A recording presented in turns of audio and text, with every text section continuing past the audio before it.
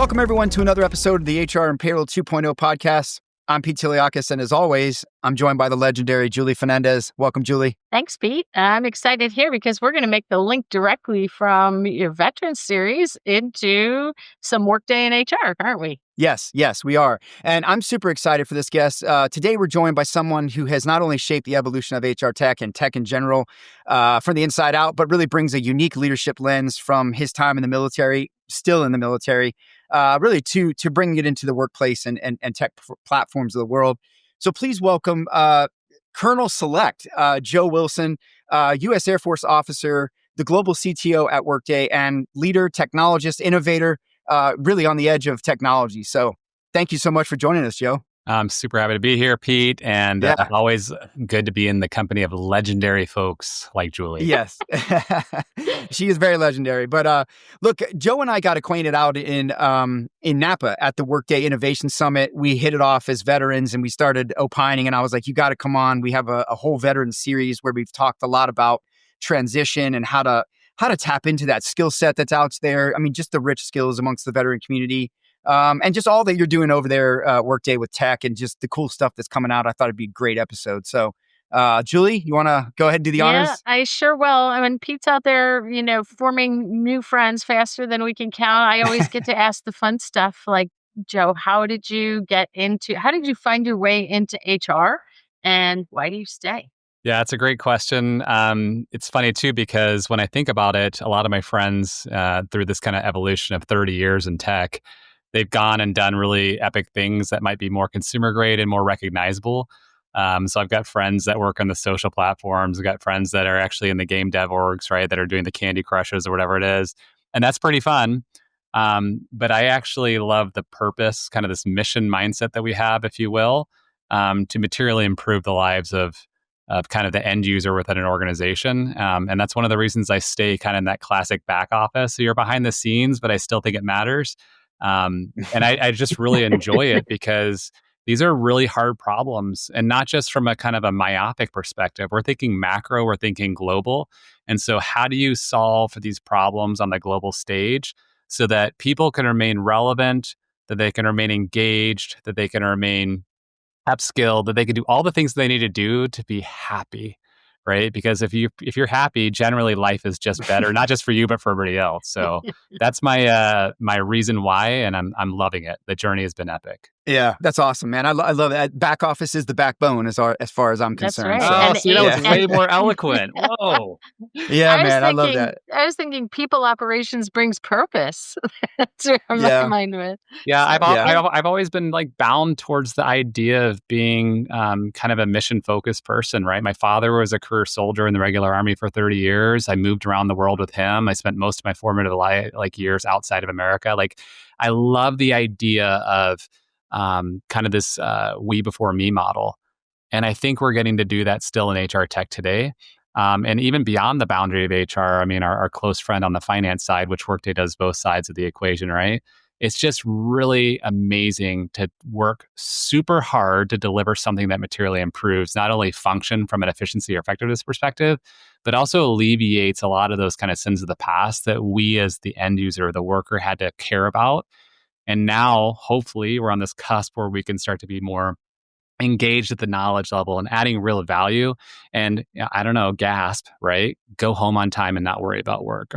Yeah. And for how long has the back office struggled, right? Like, I mean, we've all lived it, right? In HR and finance. I've kind of straddled both being a payroll leader over the years. And it's just like, why is this stuff still broken? And how have we not, after all this innovation, fixed and solved some of these things? And so I love the revolution that's coming, right? This experience platforms, the augmentation, the elevation of people doing the work. And it's very, very exciting. It's also a little scary, but super, super exciting.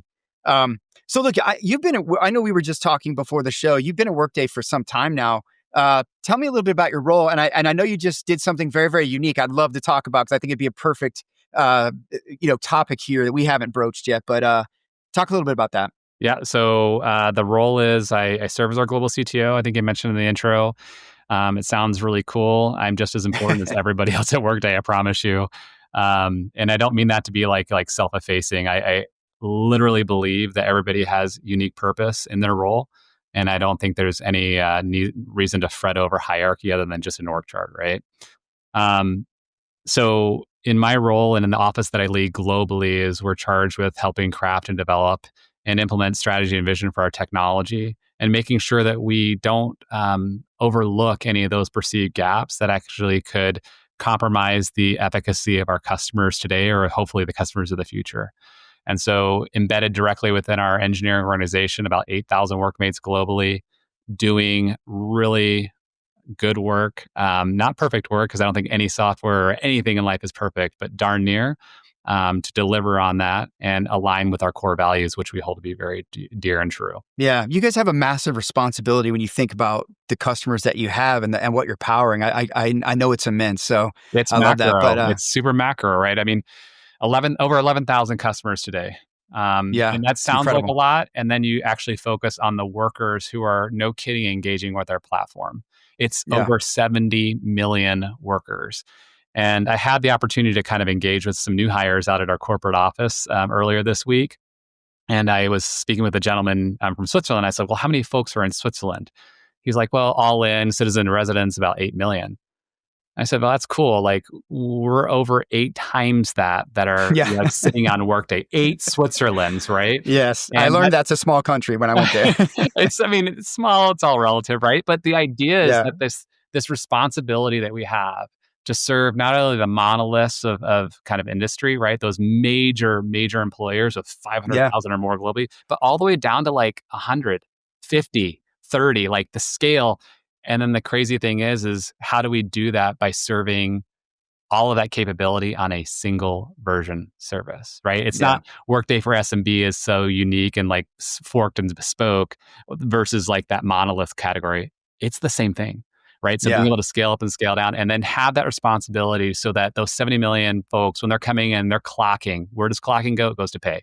When they're doing their learning, what does learning do? It's upskilling that helps them earn more over time. Like all these things are extremely material and we feel the pressure and we do our best to make sure that it works when they expect it to be there. yeah, yeah. I mean, you guys are powering what, like 50+% of the Fortune 500 now, right?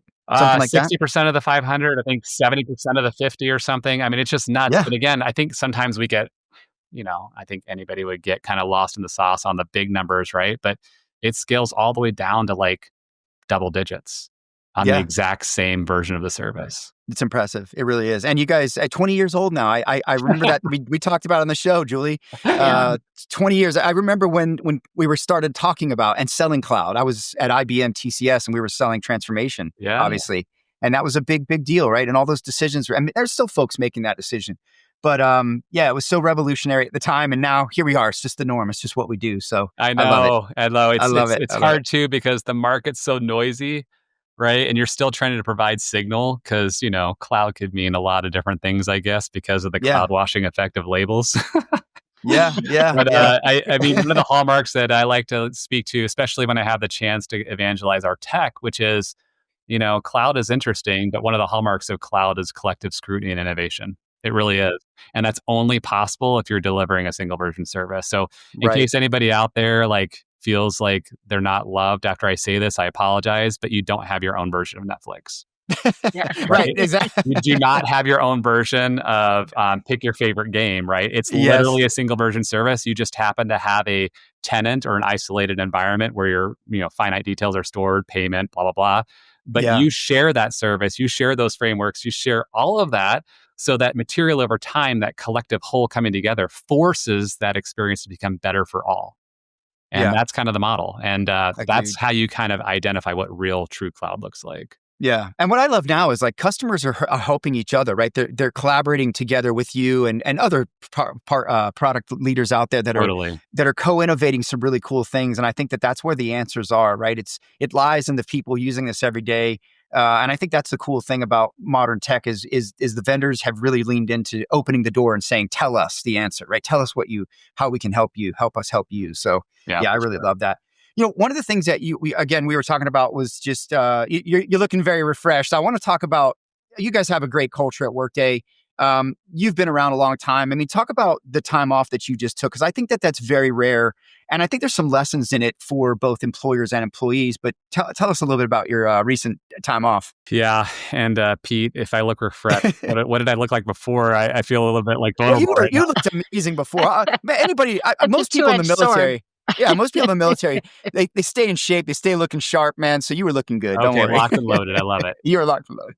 So yeah, so Workday is a very unique organization, and so when I share this, I hope nobody thinks, "Oh gosh, you're like speaking from a position of privilege or whatever." It's Yeah. not me; it's literally a company benefit, and I realize every organization has to make its own decisions on how they recognize and reward their employees, right? So I'm not saying this is the way; it's just a way, and it's a very unique thing at Workday that I love, which is globally when a workmate achieves 10 years of service, they are afforded a sabbatical.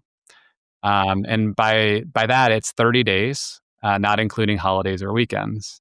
And so if you're smart with the calendar, it could be actually pretty amazing. And so I spent almost 7 weeks away from work, which for me, having been in the workforce for no kidding, 30 years, I've never taken that much time off ever. And Yeah. even when it did, right? Especially as an American. Oh, for Yeah. sure. And then you got this like, amazing device Yeah. that never lets you go. Yeah. Statistically, by the way, for most people, this is the first thing you touch in the morning and the last thing you touch before you go to bed. And that's a little Yeah. bit sad. Just going to say it. So I was able to like completely delete all my corporate apps, complete like Yeah. succession plan, all that was kind of like operationalized. And I just checked out. And it allowed me to learn a lot of things personally and professionally, and also accomplish things that I've always wanted to do, but I've never had the time. So I learned how to skydive. I spent time with my family in Germany, where I spent almost half my formative years as an Army brat. Wow. Went kind of rustic hiking with my son and my youngest of 4 in the mountains, and then actually flew to Africa by myself and climbed Kilimanjaro, which was Well, just amazing. amazing. Yeah, that's an incredible benefit, and I know a lot of bigger companies have it, but most people don't get to or don't take advantage, and a lot of people can't afford sometimes to take advantage of those things. And I think it's I've been in the same situation. I've never had a sabbatical, but in 2021, I don't know if a lot of people know this, but I hit pretty much rock bottom mentally in terms of just I was burned out. I had really just revved my engine personally and professionally too much, and I was injured, not doing well, just physically, mentally. I just revved the engine way too much, like you, 30 years, and I hit a point where I was physically just done. I couldn't take another step forward in my personal life, I felt like, and I fundamentally I had some injuries. I don't know if you guys heard that part from martial arts and whatever that were not healing, and I just wasn't sleeping. It was just bad, right? And so I actually did the same thing, but I just said I'm taking the time off, and I booked a flight to Greece, to my homeland, and I just disappeared for 30 days, and all I did was sleep, eat right, work out, and fundamentally just empty my brain of all of the burnout that I had. But that's not something that I could have done in most of my career. I was in a position financially and otherwise to be able to do that. Most people aren't. But what would you say to employers who maybe have thought about this or have this and employees aren't use it? Like what advice would you give just from the lens of doing it? I mean, if you have the opportunity to do it, and again, it's a bit interesting, right? Because what is the average tenure of an employee in an organization? It's probably less than 10 years. So those that achieve it, I think it's a grand gesture. It really is. But I would say kind of incrementally, even though I'm not a big fan of incrementalism, I think that we can actually get there without having to have grand gesture, just by being respectful of the time off policies that are in existence today, encouraging that healthy behavior of having routine disconnecting time. But also, while the folks are away, please don't bother them. Yes. Right? I mean, unless the roof is on fire, right? But like, how often is that happening? Because I think one of the things that I've learned, and I shared this with my global team of direct reports as soon as I got back, is I have a new and profound respect for the need to disconnect. Yeah. And I promise them, and I ask them to hold me accountable.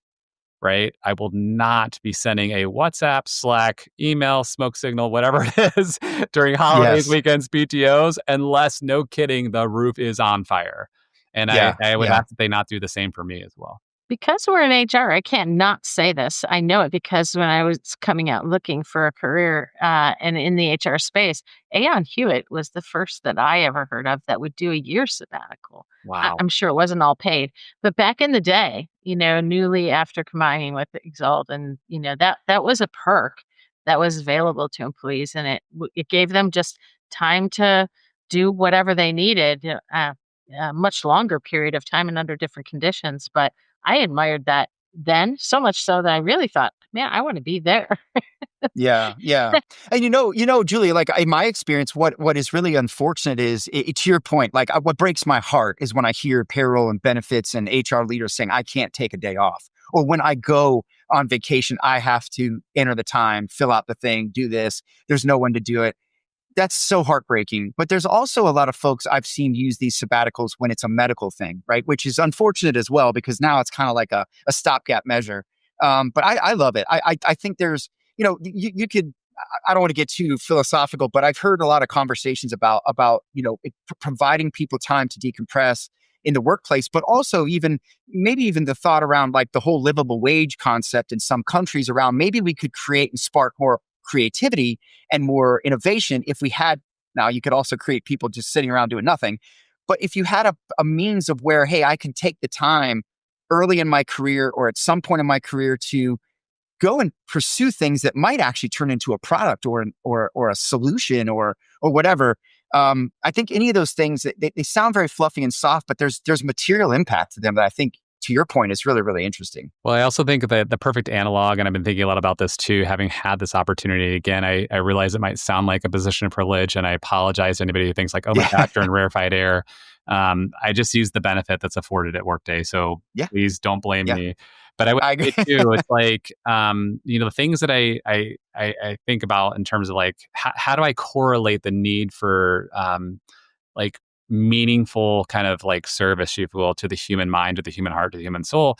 Well, think about what we do for our cars. Right? How often do we change the oil? How often do we change the belts? What does that service look like? Because if you don't do it, what happens to the car? That air conditioning unit, do you have the regular service? Do you have the leaves pulled out of the foil? Do you actually do the things? Do you fill it with whatever the new Freon is? Like, that's environmentally friendly. Like, you service everything else in life. Why aren't we servicing ourselves? I agree. Where's the meaningful, intentional pause so that you can, no kidding, come back on the road for another 5,000 miles with error-free driving and keep this thing going? Because at the end of the day, let's just be super realistic. We're all going to be done with this thing called work. And what will be our legacy? And will we be ready and prepared mentally, physically, spiritually to actually enjoy whatever that twilight might be? And my goodness, my man, I am literally thinking about that more now than ever.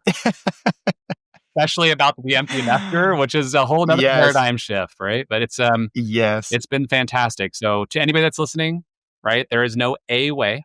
I just showed Joe's way, and I wish you the best in figuring out how to make that work for your workforce. Hey, I'm working with a client right now that's thinking about service awards. Well, Lord, isn't that a type of service award? It absolutely is. And doesn't it combat? It's the opposite of what Gen Zs are becoming notorious for, which is micro retirement. So just like quit and start somewhere else, and so we might find things like that taking hold a little bit more as a way to incent and reward longevity and faithfulness to a role or a company. I would love it. I mean, we've seen evolutions even in the idea of like maternity and paternity.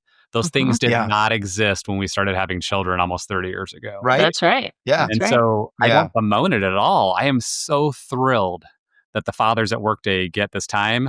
There's a gentleman in our Veterans Employee Belonging group, and he was telling me, well, we call them Employee Belonging Councils, EBCs, but he was telling me they just had twins, and I didn't even know this. Shame on me as a bad people leader. But when you have twins, they double the paternity time. Really? Woo! Right? It's like twofer, right? And I was like so blown away by that. But when he explained what he and his wife went through with these two new creations that entered their home, and it was like, oh, I remember what it was like with one at a time. Right. What a fantastic idea. Double the benefit. Joe, you've given me one more reason why my littlest child, who was born literally more than 13 pounds, should have been two babies all at once. Wow. That is so The really, turkey. it's true. You are legendary. That's a Thanksgiving turkey right there. That Wow. came out in a size 3 diaper, just like his 2 older Wow. siblings, I swear. Wow. So, Joe, look, I would love to talk to you about your military career a little bit before we start talking some tech. And tell me about that. How and why the Air Force? I heard you say your father was in the Army, and thank you for his service and yours.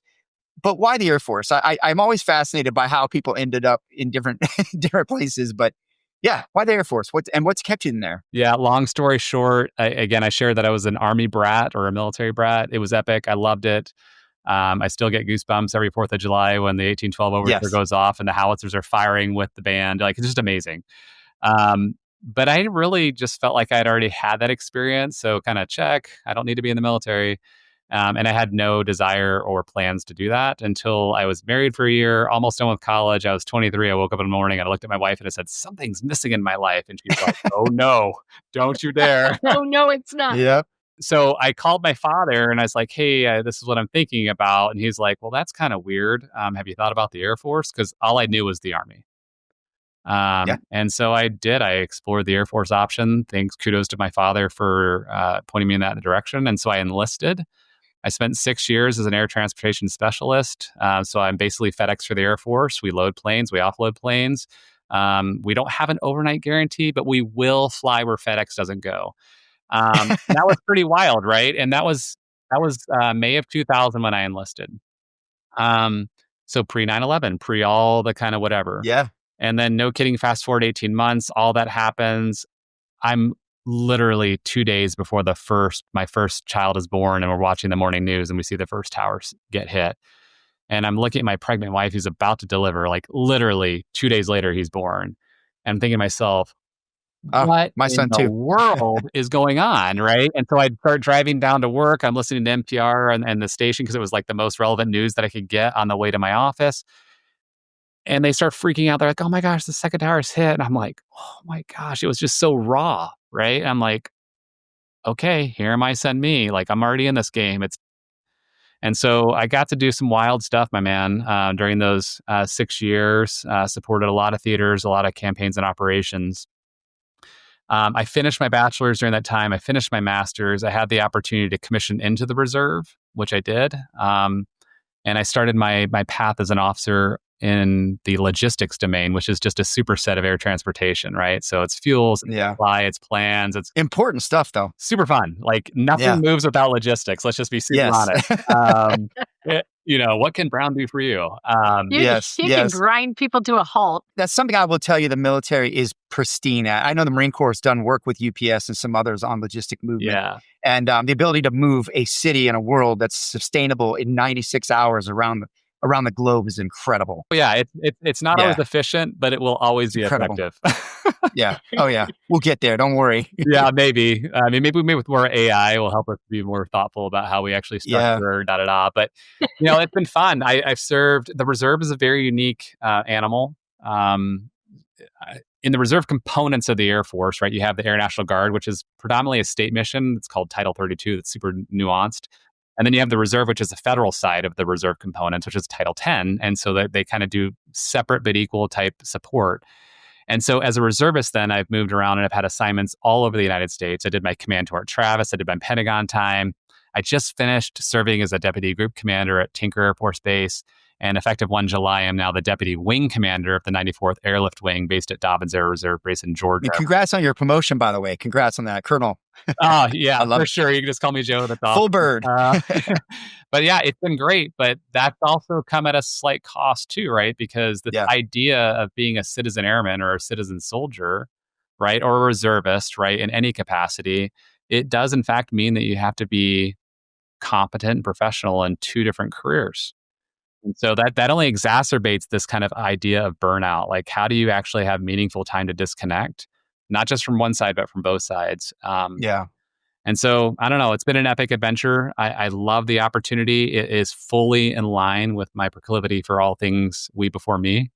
I Yeah. love being part of a mission-centered organization like the Air Force Reserve. I've met some of the most incredible people in my entire life, serving alongside them in various capacities.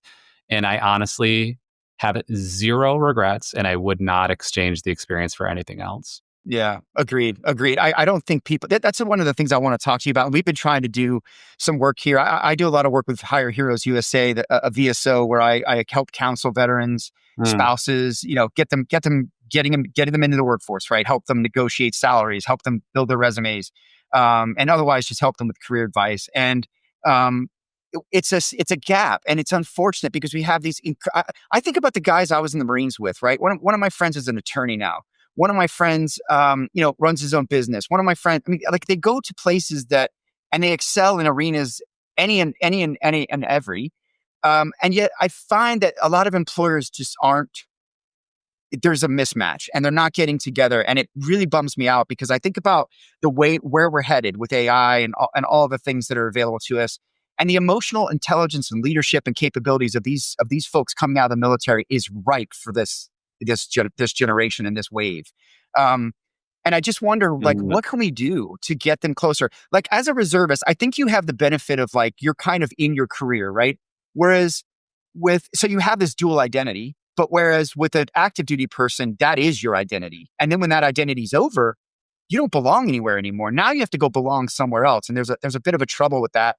But yeah, just curious your thoughts on that transition challenge and how we get more employers to get into that, tap that skill set, that skill pool. So the first thing I'll say is I don't think there's any malicious kind of intent by No, I how don't. things operate today. Yeah. Yeah. I almost think back to like kind of that 1980s esque commercial where they would tell you something cool that you didn't know, and it was like the more you know, with the stars Yeah. streaking across the sky, right? And Yeah. Yeah. so maybe this is our the more you know moment. Yeah. So I will start off by saying, and I don't want to minimize, and I'm going to come back and speak to this.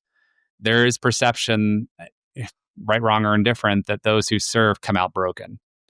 Yeah. So that's perception number one that I think we need to be very thoughtful about because, and again, there are some people who sign that blank check and do suffer invisible wounds Yeah.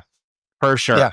Agreed. But I would say the 100%. vast majority don't. And so, like, how do we actually kind of like recognize it, but also not create a blanket judgment or blanket perception around that? Because let's be honest, there's a bit of a risk assumption when you think about like, Yeah. that for an organization.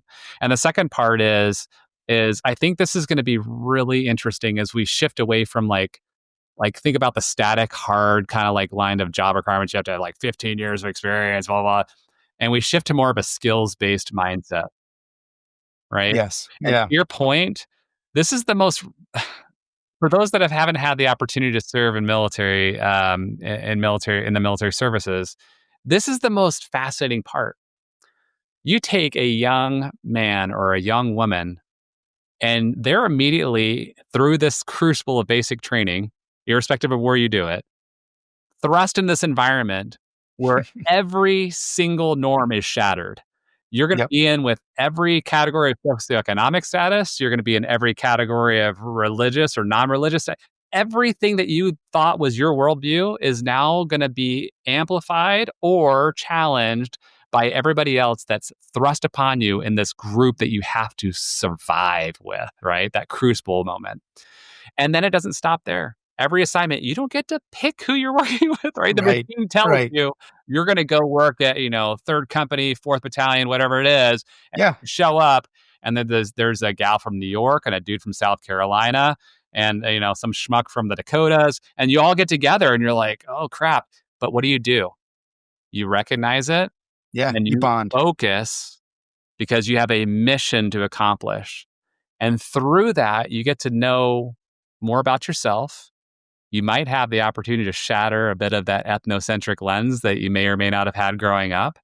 Yeah. And candidly, that's one of the richest rewards is being able to have, no kidding, full cross-section exposure of these great United States through my military service and meeting people from every walk of life and being better for it. What would you say to veterans coming out right now? Like, how would you tell them to maybe prepare themselves, position themselves? What would your advice be to them Yeah, today? so it's the same advice I would give to anybody and kind of in that job market. And it's very sad when people start networking at the point of need, Yeah. right? That's kind of too late. Yep. And Yeah. Yeah. so, like, literally, kind of like even the VA's TAP program, it's like, hey, I know you're going to leave in the next 90 days. I'm going to teach you what you need to know to transition. I'm like, we're kind of behind the curve a little bit. right? So when these young men and women come into the service, it should candidly be part of like a first year introduction. Like eventually you're going to leave the service, and that's okay, right? Yeah. But here's the things that you need to start thinking about. Like, what interests you? What would you like to do? Is there something that's an analog to what you do today? So, for example, if I let's just pretend I went in the army and I was assigned to be a dental tech. Well, there's Mhm. clearly like a path for me to be a dental tech outside, right? A licensure or whatever it is. But let's just say that I was a grunt, right? I slept in a hole that I dug and I carried my rifle everywhere. Well, what should I do? And the unfortunate thing is, well, you should be a security guard, or you should be a truck driver. Yeah, those are great roles. Like, seriously, follow your passion. Yeah. But did you know that you could also do project management? You've probably, Payroll.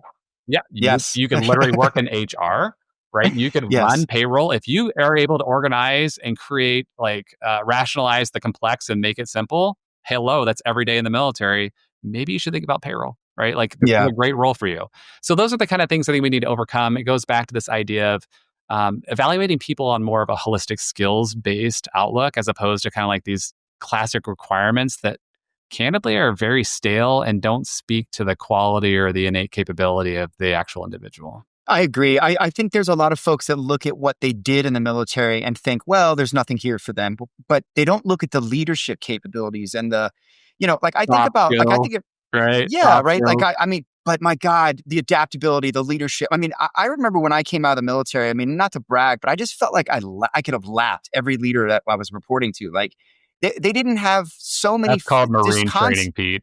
yeah, just concepts of like, I'm like, I could have smoked all of you. You're like, you don't even know you don't know what you're doing. You don't know how to lead people. Have you ever trained? I just took for granted that all leaders were trained the way I was. I didn't know that any different when I came out. I thought, hell, what do you mean you don't know this or that? It's a little bit of shock. It's a Yeah, fair point. and I And and I I also think you're say right. I too, think there's like, this. being able to Sorry, go ahead. navigate. So I don't know if you're familiar with the term VUCA, but it's in like the parlance of military planning or whatever. It's Yeah, volatile, uncertain, complex, and ambiguous.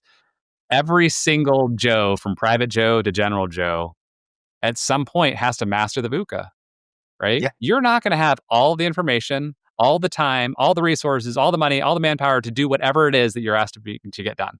But you still have to get it done, yeah, right? And so that's kind of like these soft skill kind of moments that also bleed into the hard skill side that a lot of these young men and women who have served can, no kidding, walk out the door and take all of that with them in that pressure cooker environment and now apply it to where literally lives are not on the line unless you're in healthcare.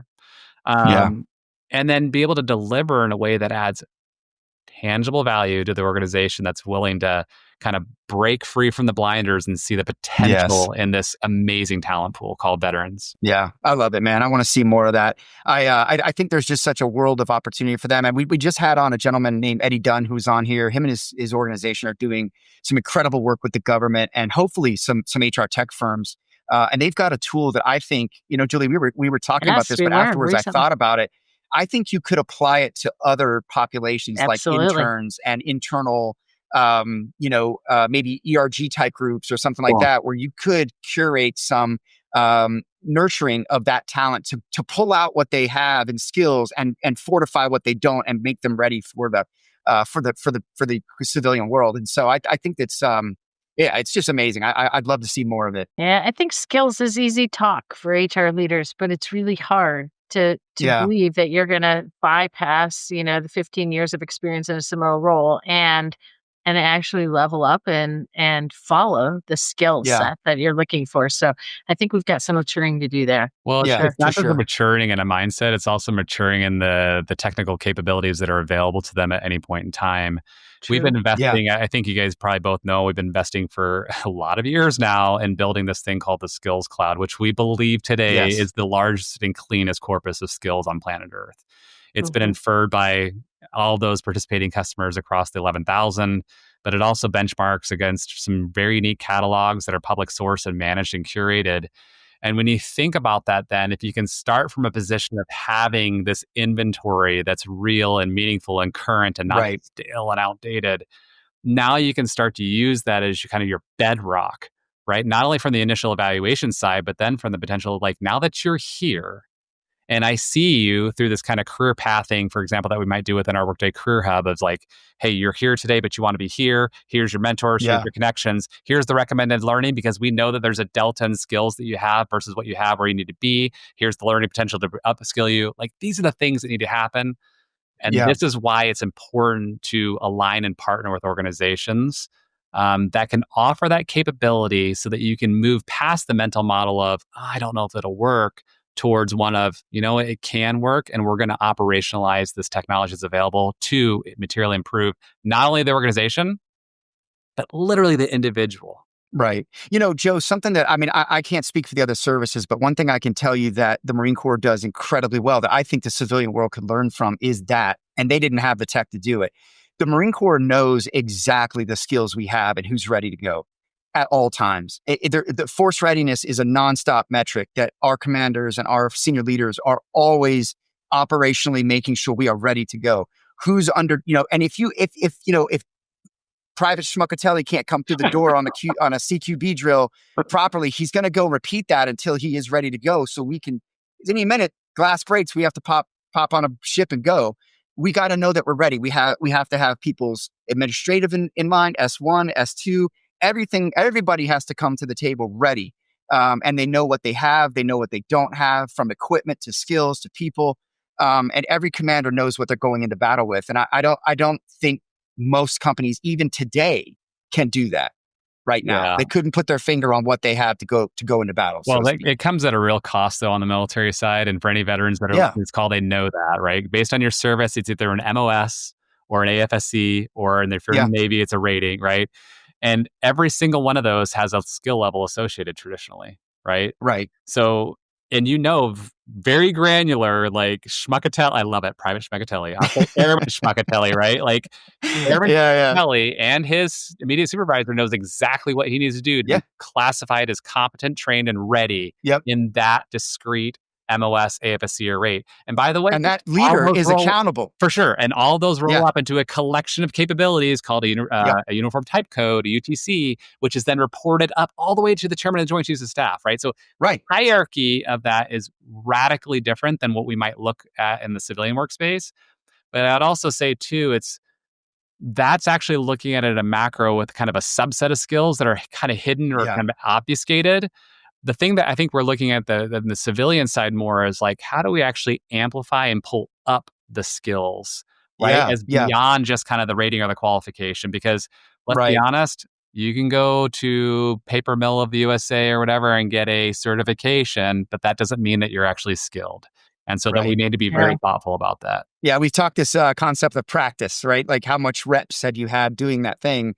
So I'd love to see the. There's a lot of lessons that I think that the civilian world can learn from military talent that I'm taking upon myself to make sure that we're going to share every one of them before the year is over, probably. No, I'm gonna. Don't worry, it's coming. Don't worry.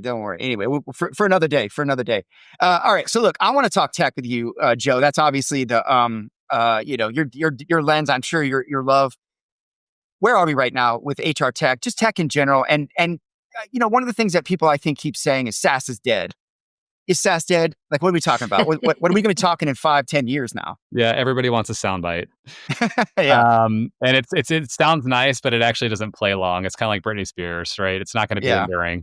And no, for those Britney fans out there, like, look, oops, I did it again. I named somebody in public that I probably shouldn't have. But I just think about things that are enduring and things that aren't. And candidly, sound bites are not enduring, and I acknowledge them, but I don't spend too much time on them. So when somebody says SaaS is dead, I smile and I just move on because I've got other things to do. Right? Also, anytime somebody tries to oversimplify wildly complex things, I'm immediately suspect. So I would say, where are we at? So I think it's important to acknowledge where we came from. Right. So Pete, you were a pro on the HR side within the Marine Corps, which is just epic. I've been on the opposite end. So a logistics guy who's had to suffer under the HR umbrella of my Air Force. And it's not the airmen. It's not. I literally have mad sympathy and maybe a dose of empathy for what they have to deal with, because I literally have 18-year-old young men and women coming into my organizations today who are like, you're going to join the world's greatest Air Force. And then they get through their tech training and they're like, well, now log in through this Java thick client into this application. And now these are called function keys. And you have to hit function keys Yeah. and tabs to move around. And I'm like, how can you, Mainframes. it's Yeah, it's all old school, right? it And is. and all of the data stores have the inject of stored procedures and logic. And the moment you start putting logic next to data, like it gets super brittle, right? And Yes. so these Yeah. young kids are coming in, these digital natives who are like grew up here, right? And they're having to function key and tab in this green screen environment, Yep. and it's pathetic, right? It is. It is. And it candidly doesn't have to be that way, but there's just been this kind of like, well, if it ain't broke, don't fix it. And in the paradigm of most large organizations, bureaucratic inertia takes over, and then we're like, let the next person fix it, right? So there's more other things that are pressing. That's cool and stuff until it becomes a talent problem. And I candidly foresee that. Um, Within kind of the domain of the military. So I look forward to them kind of operationalizing and becoming a bit more future-proof or future-ready. A lot of organizations have already done this today. There are some, even within the Fortune 500 today, who are still running on a very similar version of probably the old Oh, eBiz or whatever it is. And that's yep. okay. That's their choice. But I would give them mild warning that there's too much to lose by not having at least a path towards a future Yes. state. Now, where we are today, I think, as you know, both of you are wildly read up on what's happening in the market. There are options aplenty in terms of where Yep. you want to go on your HR journey. And I think that's great, right? Options are wonderful, but I've actually never been a fan of like buffets, right? Because everything is just mediocre at best, and you're always having to like fight for that next slice of roast beef that certainly runs out by the time I get to it, anyways. Yeah. And so, like, I just think there's a unique opportunity to think about platforms. Platforms as not only just a Right. investment kind of mindset, but a strategy. And where you have the opportunity to create simplification through holistic investment, right, across those key anchor systems that run your business, right? Whether it's CRM, whether it's inventory, whether it's warehousing and supply chain, whether it's HR, whether it's finance, make strategic bets because we've arrived at a space where, yes, you can go bespoke and yes, you can go off and do whatever you got to do. But what that does is it exacerbates kind of this model of data fratricide, right? Mm. That you have silos everywhere and security models everywhere and experiences everywhere and processes everywhere. And somebody is doing the Lord's work in the background, like literally Yeah. just hold it together, right? And Access databases. for sure, my man, like any integration, any uh, database, any middleware. And you as the end user kind of see through that, right? Even though there's a nice veneer of like, it's okay. It's this proverbial meme of the dog sitting in the fire cafe holding a thing. Everything's fine. yeah. No, it's not. I can promise you can see smoke, and where there's smoke, there's fire. And that is often manifest through this kind of like disparate collection where it felt right to go like, man, we got to go individual here. We got to go bespoke. Don't, Right. but at what cost? Right. And this is where I think organizations need to like do that gut check. Am I going me before we, or am I pursuing we before me? Because sometimes that 100% solution, if you believe in your heart of hearts it's the only thing possible and it deviates from the Yeah. strategy, then please follow your heart. Like, do not be untrue to yourself. But if the 90% solution will still take you there and it doesn't Right. compromise the grand strategy of simplification, please pursue we before me. There needs to be a lot more scrutiny around where the 90% works and where you really do need to look at something that's a point solution. For sure. Yeah. And that's evolving. I think leaders are more and more getting to the point where they get that. Like, okay, let's put critical mass. Great. Now where am I special? Where am I truly special? Which is hard because every organization out there tells you how special and complex they are. We are, in fact, all snowflakes. Every snowflake is. Every due diligence start after working at Disney, hearing people say to me, "We're complicated. You don't understand." I was like, "You have no clue. Yeah. You have no idea. You Yeah. have no idea what complex is." But here's something that I don't think a lot of HR tech firms understand, and I don't think a lot of people understand. the rules for HR and payroll are precisely the same for everyone in every location, right? It's kind of like the NFL. It's not like they're all playing with the same set of rules. How they go about playing the game around those rules is up to them. And that's what makes them unique and special. The problem is so many of them hold on to what they believe is unique and special from a time when that's what they had to do to compete or get around something or deal with an inequity in a system or whatever. And you're right. It ain't broke. Don't fix it. And oh no, that's change. And what I find is that in my experience, HR is one of the worst organizations at actually leading change, but they're the ones who needs to be on the point of making sure that the company is changing on a regular sort of learn, unlearn, relearn, reinvent, agile sort of model, right? And so it's so ironic that they often are the ones that are guarding and saying, no, we can't disrupt this, or we can't. I literally worked with one of the last things I did at Deloitte. I worked with one of the biggest brands on the planet. You would know their name if I said it. They were looking. This was 2013. They were looking at cloud. They were looking at the big three, and they were looking at outsourcing HR, right? And in the end, what they basically said is we will throw as much money and bodies as we need to at what we have because we trust it. It works to keep it working so that we don't have to go through the risk or the change of whatever we might have selected. And they ultimately had to select something. But the point is like, where does it end? If that's what you're like, how long can you kick the can down the road? I walked down the hallway. Here's the last one. I walked down the hallway the other day at a major HCM tech event, and I talked to an executive director of learning and development for a major firm. And she was telling me about all the ambitions that they have, right? About we want to do this, we want to do that. And I said to her, what's your cloud platform? And she just stopped. And I knew the answer. I knew right away. She smiled and she said, PeopleSoft. And I was like, yeah. I go, when are you guys moving to the cloud? And she's like, I don't know. And I was thinking, you're not doing any of this. You're not doing any of that. So how are we going to make it if we've got company? How are companies going to get on to AI and utilize and activate their own language models, large language models and data sets if they aren't even in a baseline cloud solution? Well, if it makes her feel any better, I have like 13 different learning systems that I have to use in the Air Force. Right. Yeah. Right. There's one based on Moodle. There's like 13 different bosses. Yeah. And I'm like, where do I go to do this training? They're like, let's go do the training. I'm like, okay. Yeah. Yeah, do it if you want to get promoted. Yeah. It sounds like some of the cavemen that creep over to the advisory side right about now, and they're like, "Yeah, we know we're 30 years behind the times, but we want to." But it does just keep doing it. It does make me think about, as in the early days of SaaS, a lot of companies leapfrogged the legacy system investment, right, and were able to go right into SaaS.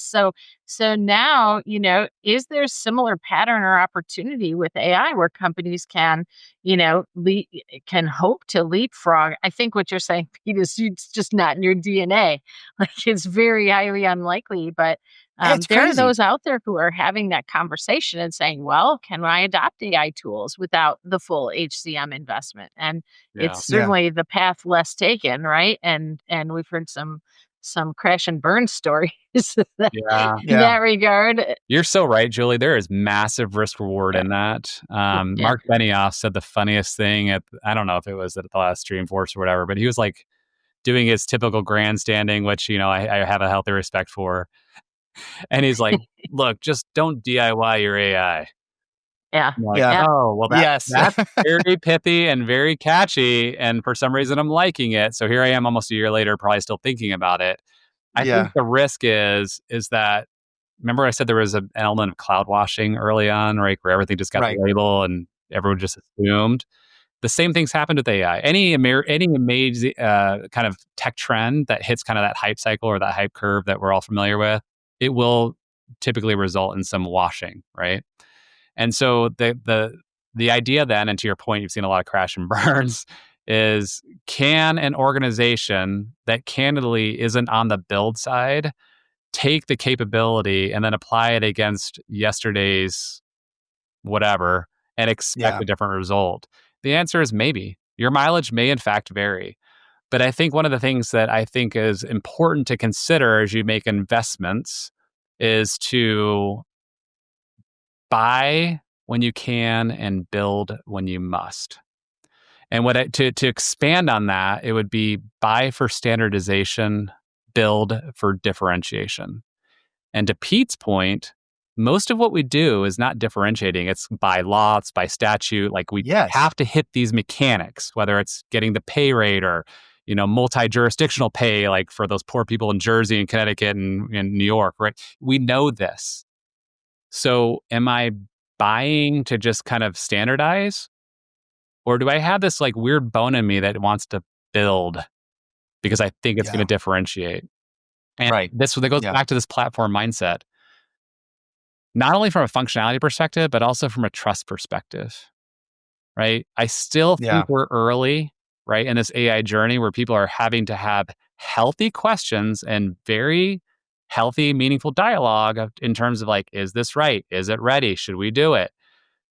Because not everybody is seeking the same level of feel good in the market. So, for example, a benchmark, like within the last month, Workday achieved its ISO 42001 certification. We also received the accreditation for the NIST AI risk management framework, right? Congrats. First enterprise technology company to achieve both. Awesome. It was amazing. And it wasn't even like my organization. It was our ethics, compliance, policy, trust, responsibility. They all made the magic happen, right? But the deal is that you can't just run with scissors when it comes to this type of stuff, right? Yes. Seek for the functionality for sure, but then double click into like, is it safe? Is it responsible? Can I trust it? Does it have third-party validation? Because we're going to quickly approach, I think, a domain or a model where trust will be broken. And we cannot afford that when it matters most, especially in these regulated environments with human capital, with financial management, et cetera. Do you think we're moving too fast, or do you think it's just inherently the way it has to be because of the type of tech that it is? I don't think we're moving too fast. I think we're candidly on course. I think a lot of the acceleration in terms of frenzy is being fueled by marketing hype. Everybody has to do that on some level. I don't bemoan an organization for it. But I do cast mild judgment, if I could say that without being condescending, against those who are using brand or moniker or labeling against things that they know full well are not what they're trying to sell it as. Yeah. Right. But look, that's been happening since the days of kind of the medicinal snake oil salesman who would show up in a wagon to a small frontier town, right? So, like, if buyer beware, caveat emptor exists in 2025 just like it did in 1900. Well, and I think leaders, C-suites and others, maybe exacerbate that by sending some of their recruits, right? And saying like, look, do something AI or figure out how to incorporate AI. And there's these mandates out there that's saying, go and use this, like make this happen. I don't want to be behind the curve. Well, they don't even know what they're looking for, right? They're just on a mission to incorporate AI, and that leaves many people just like drooling in the corner.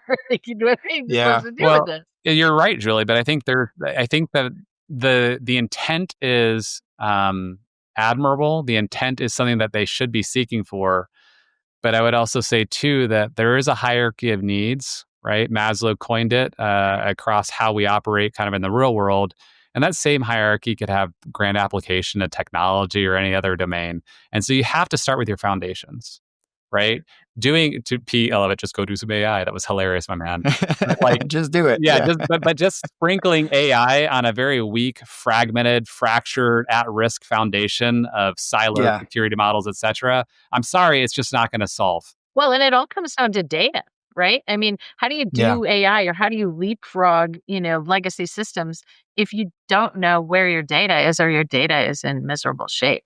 That's one of the things that I love about how so it's actually one of the reasons I joined Workday. So backing up a little bit, I did HR tech before Workday. I'm not going to talk about it. You can see it in my LinkedIn if you want to, but I had a breakup moment. Like, no kidding. Joe Wilson was like brushing his teeth one morning and I'm staring into my own eyes and I like got sucked into my soul. like, what are you doing? This is terrible. It's not even real. You should get out of it. And so I was leaving. I was leaving the backbone of back office and I was going to go to another vendor. I had the offer in hand. It was epic. And then Workday called like last minute. And I'm like, I know what you do. I kind of poo-pooed it. Holy smokes. I'm grateful that they were patient with me. One of the things that drew me here, in spite of yourself, in spite of myself, for sure, Pete, like that cocky airman, right? So, but one of the things that drew me here and kept me here was this religious kind of like fervor around just doing one thing. Yeah. And so that was a very early decision. The concept of cloud for sure was novel in 2005. I joined in 2013. We only had a few hundred customers at the time, so we're still early days. But this idea of doing a single version service that is going to be used up and down the level of scale has returned ridiculous reward by way of opportunity to Workday. And to your point, Hmm. Julie, first and foremost is data, because the That's data right. model that we represent for finance and HR in Workday is 1,000% homogenous, meaning literally looks the Yep. same as every customer on planet Earth. And so when we think about the application then against this emerging tech called AI broadly, right? Whether it's ML, whether it's NLP, whatever it is, and even into agentic as we come forward there, right? Is this idea then that we have this wildly secure, wildly clean, and enormously huge data set. In the last fiscal year, we earned our fourth comma, over 1 trillion transactions on the service, all against a representative model. So what are we going to do with it? Well, with the trust of our customers, we're going to apply it against these models, against these frameworks, so then accelerate work so that we can, I don't know, maybe like go home on time, I know, walk the right? Take a dog. day off. Oh my God. Like, you know, but it's like the idea of the 40-hour work week, I always kind of like chortle a little bit, like who works just 40 hours? Oh, yeah. It's possible. And I also would challenge organizations to not just speak about the benefits of AI to the organizational level, right? I think the missing discussion point broadly in the market has been, what will AI do for the individual? I do Yeah. not think enough has been kind of like created or addressed on that topic. I think that's actually fueled a little bit of that fear or that uncertainty or that doubt. And yes, we should absolutely speak to the economic and the efficiency gains and everything else at that programmatic, Yeah. operational, organizational level. But don't forget the individual. Right. Corporations, companies, whatever you want to call it, they're just a collection of people. And Yeah. so how can we make sure that we have narrative that speaks to them and speaks to the promises and the wonderful outcomes that can come with ethical, responsible AI delivered so that they can then be more efficient and effective. And then at 5 o'clock, close the laptop and go walk the dog, right? Yes. Yes. Yeah. 5 o'clock. That'd be great, right? And don't. It- So you're basically saying don't throw the baby out with the bathwater, I think. But I love it, man. But what would you say to a CTO or just an executive team right now that is behind, that fundamentally has not made a decision, has kicked the things down the road, kicked the can down the road? What would you tell them right now? What would your advice be? the advice would be is to start somewhere, right? Hmm. And if you have the luxury of being able to kind of zoom out, really consider whether or not a platform strategy makes sense for your organization. Because Yeah. candidly, the more tricks that are in your bag increases exponential workloads that are often hidden from view. Human capital is the most expensive fixed against those workloads. And Yeah. candidly, the risk quotient is just astronomically higher when you have that collection of systems that candidly are operating wildly independently and never come together.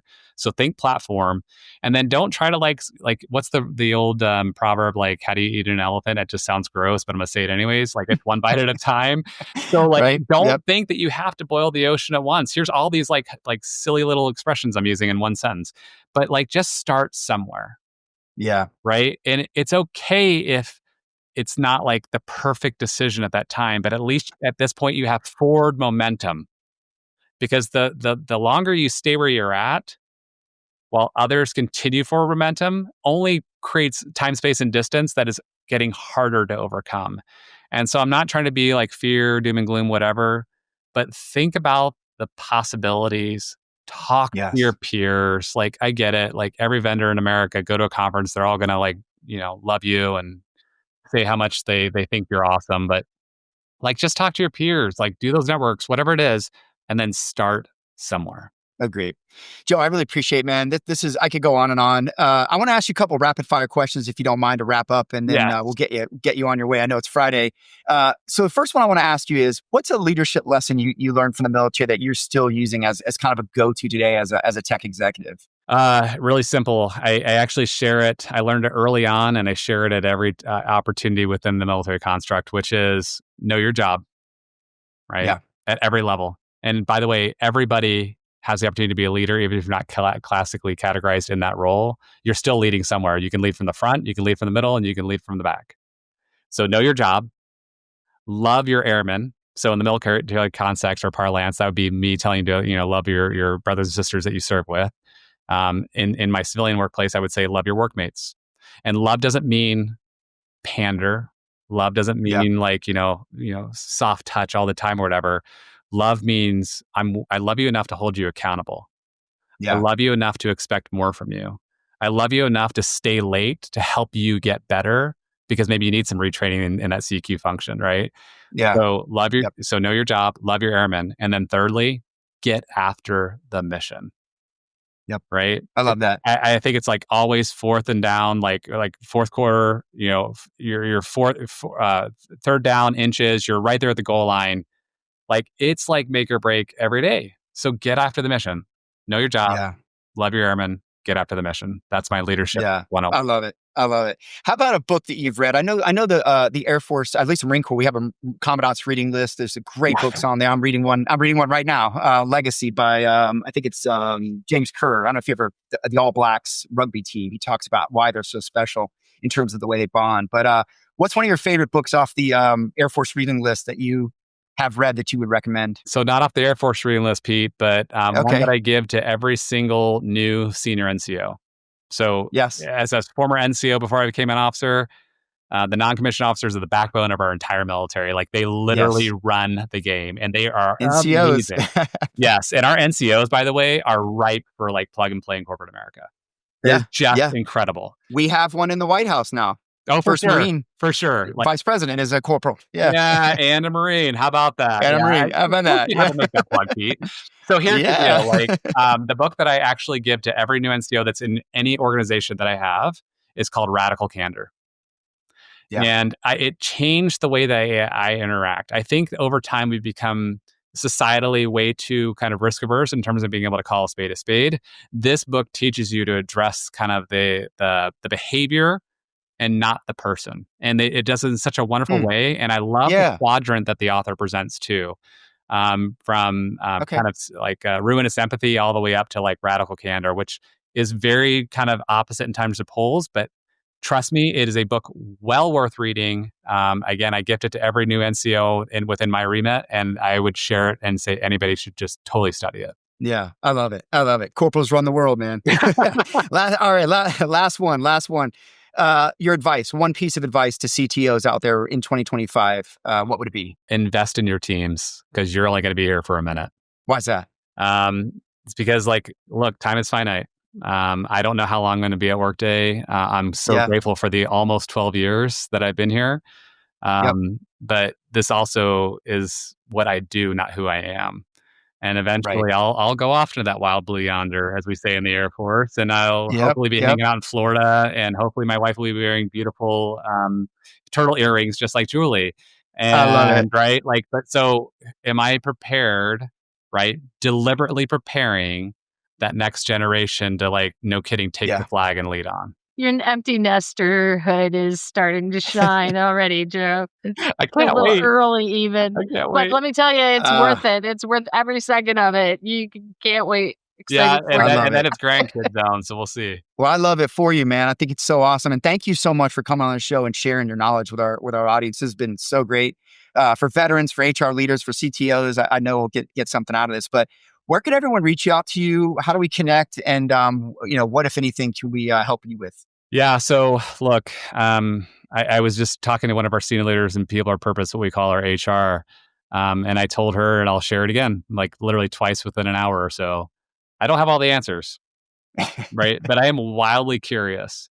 So if I said something today that was provoking or that caused offense or whatever it is, please hit me up on LinkedIn. If you just like search Joe Wilson Workday, there's just one of me here. I had to fire the other one. He was a data center guy. And I was like, there can only be one. Just kidding.